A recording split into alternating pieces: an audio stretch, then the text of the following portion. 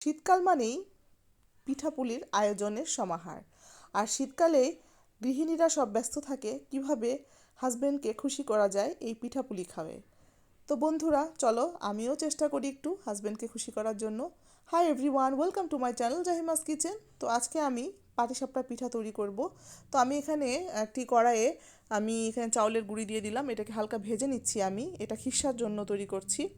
এখানে স্বাদ মতো একটু সামান্য লবণ দিয়ে দিয়েছি।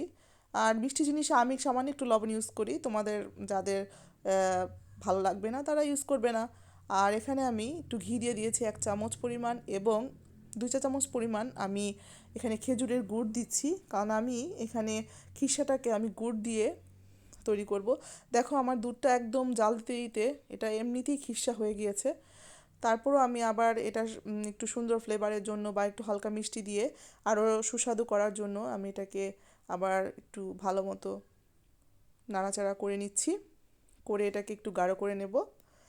তো এই তো আমার এরপরে আসলে আমি এর মধ্যে আরেকটু মানে মিষ্টিটা একটু বাড়িয়ে দিলাম, একটু চিনি দিলাম সামান্য। এটা আসলে আপনাদের স্বাদ মতো আপনারা দিয়ে নেবেন। আমি একটু মিষ্টিটা আমার পছন্দ বেশি, এই জন্য ওই আর কি আবার চিনি ইউজ করলাম। তো এই তো আমার খিসা অলমোস্ট রেডি।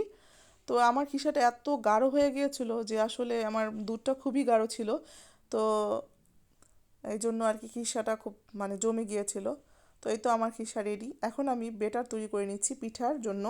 আমি এখানে আগেই পোলাও চাল ধুয়ে গুঁড়া করে নিয়েছি ব্লেন্ডারে। এরপরে আমি এখন 1 চামচ চিনি দিয়ে দিলাম, স্বাদ মতো লবণ দিয়ে দিয়েছি, এবং এর মধ্যে আমি একটি ডিম আর সোয়াবিন তেল দিয়ে দিচ্ছি। আসলে আমি সোয়াবিন তেলটা দিলাম কারণ অনেকে আছে যে তাওয়ার মধ্যে তেল ব্রাশ করে তারপর পিঠাটা বানায়। তো এই ঝামেলা থেকে মুক্তির জন্য আমি একদম বেটারের সাথেই তেল দিয়ে দিলাম আর একটা ডিম দিয়ে দিলাম। ডিমটা আসলে একটু সফট হবে। আর যদি কেউ আপনারা ডিমের স্মেলটা সহ্য করতে না পারেন তাহলে এটা অ্যাভয়েড করতে পারেন। আর যদি আপনারা ডিম দিয়ে থাকেন তাহলে হালকা একটুখানি আহ, আহ, এলাচির যে গুঁড়াটা এই গুঁড়াটা ইউজ করতে পারেন, তাহলে আর ডিমের গন্ধটা আসবে না। তো দেখেন আমি এখন এখানে তাওয়ার মধ্যে ননস্টিকে আমি দিয়ে দিলাম। আর ননস্টিকে যেহেতু আমরা পিঠা বানাই সেহেতু এটা সহজেই উঠে আসবে, এই জন্য আর কি কোনো ঝামেলা করলাম না।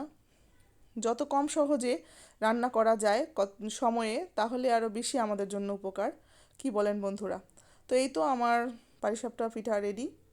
তো দেখেন কি সুন্দরভাবে পাটিসাপটার পিঠাটা সফট হয়েছে, দেখেই বোঝা যাচ্ছে। তা আমি এখানে আসলে পিঠার যে এই বেটারটা এটার মধ্যে আমি সাদাই রেখেছি। অনেকে এটাতে গুড় ইউজ করে, আমি আসলে খিসাটাতে গুড় ইউজ করেছি।